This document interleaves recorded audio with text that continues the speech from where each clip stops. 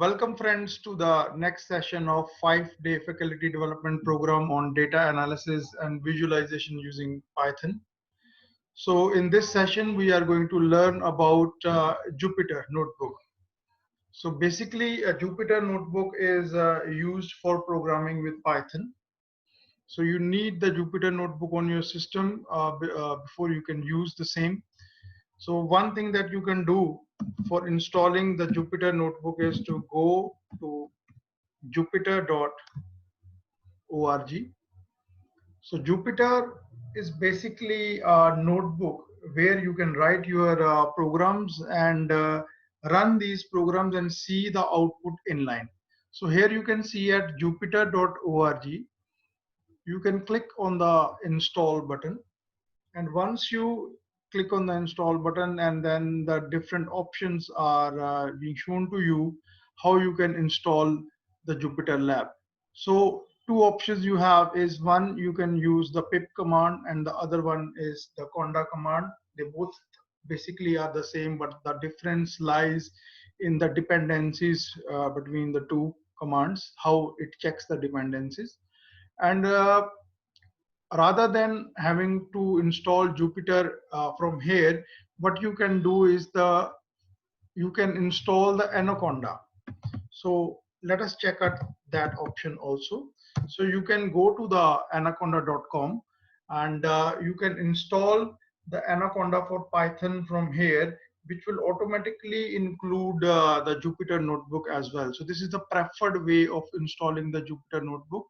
And also with Anaconda, you get the version that can provide you with the environment that you can use for running the various latest libraries for the better output.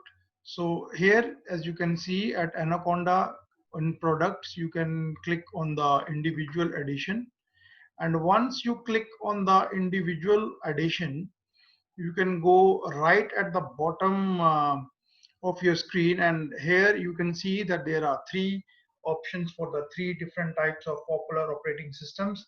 And here you can select the version 3.7 Python for the 64-bit installer.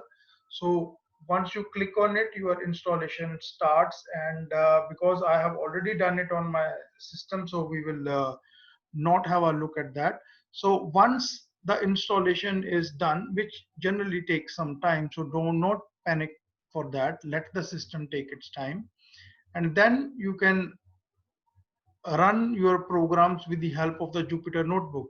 So once it is installed, you can click here on the start, and you will be able to find the Anaconda Navigator and the Jupyter Notebook. Anaconda Navigator is also a very good option that allows you to check the different environments that you have created for running the Python, different kinds of projects that you want to work for. But here we will concentrate mainly on the Jupyter Notebook. So to start with it and to work with it, you can simply click on the Jupyter Notebook. You can also run the Jupyter Notebook by going to the command prompt and then typing the Jupyter Notebook. So here, as you can see, that the Jupyter Notebook is up and running. So this indicates that we are at the base root, and all these are the files that are already available here. And you can write your Python program or programs for some other languages in Jupyter Notebook. So to start typing a new program, you can simply go to the new tab here, right here, and then you can select the option Python 3 to run the Python program. And once you click on Python 3, then you will see something like this. So here you can see that there are the cells provided in which you can type your simple program, and certain options are available on the top that allows you to run, save, copy, and even execute different portions of the program at different times. So let's see how we can execute the very basic programs. something like if you want to print something on the screen. So the print command that we use, for example, hello world. So what we want to do is we want to print hello world. So you can simply click run here, and as you can see that the output is available there on the screen. You can also use certain variables and display the value of those variables. You can do that by typing your program in the same window or in the same cell, in fact, or you can type that code in the different cell. So here again, you can, for example, name is equal to Dinesh, and then we want to print the name. So here, like we say, welcome name. So if we run this, you can see that the spelling of welcome is wrong. So it displays welcome Dinesh. So these are the two different cells. If I am here currently here, I can press on the run, then the coding inside the cell 1 will execute. And if I am currently working in cell 2 and I try to uh, run this, then only the code in the cell 2 will work. The beauty about the Jupyter notebook is that you can also try the inline input from the user and make it interactive, which is very useful. For example, name is, or already use this variable. So let's say name1 is equal to input, enter your name. So of course, after that we can display welcome name 1. If we try to run this code, you can say that inline means just next to the cell, you are able to interactively provide your input to the system, like enter your name, and if I say Dinesh Gupta and I press enter, and then it completes the output by displaying welcome Dinesh Gupta. So this is the beauty about this Jupyter notebook. And if you ask me, can we execute all these cells simultaneously, then yes, the options are available. You can go to this particular tab kernel, and if you run here, then you can interrupt some execution, you can restart and clear the output. Basically, if you do not want these outputs being displayed there, so you can do that also. So restart and run all. Basically, like I said, if you want to run all the cells in one go, then you can do that. If I click on restart and run all, so it is asking me restart and run all cells. I say yes.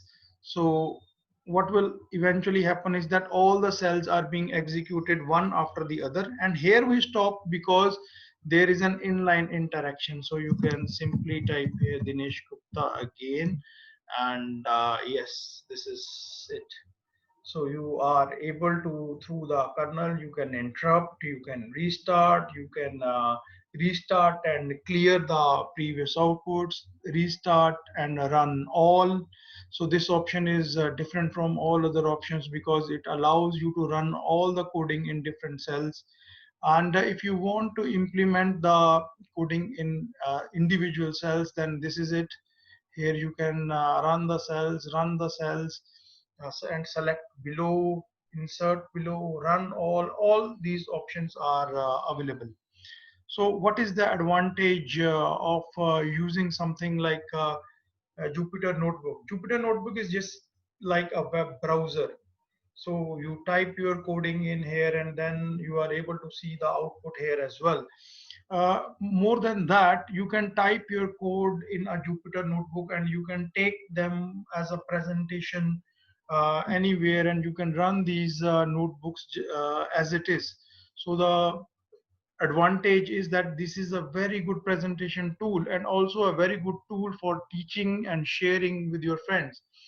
It is just like creating a HTML page as well, where you can even discuss and even show the things to the users. You can create the tags and many other things. So here you like you see the insert cell above, cell below. It allows you to insert the cells while you are writing the things. And here you can see that toggling of the header and the toggling of the toolbar. For example, if I click on the toggle header, so the header is not visible at this moment. If I again click on the toggle header, you can see the header is there on the top. Currently there is no name given to this file, so you can simply click here and you can give a name like FTP basics, and you can rename it. So there it is, FTP basics. You can save it, and once you click on the save, it is saved on your system, and you can basically check this file and run this file anytime.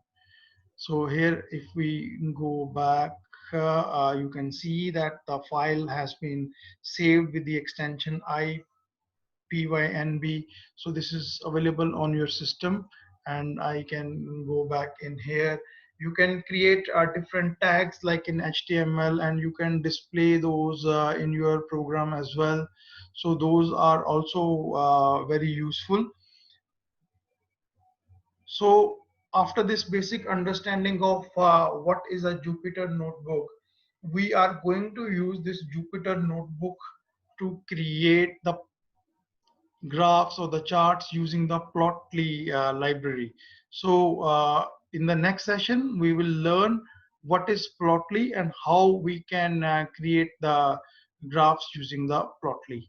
So thank you very much.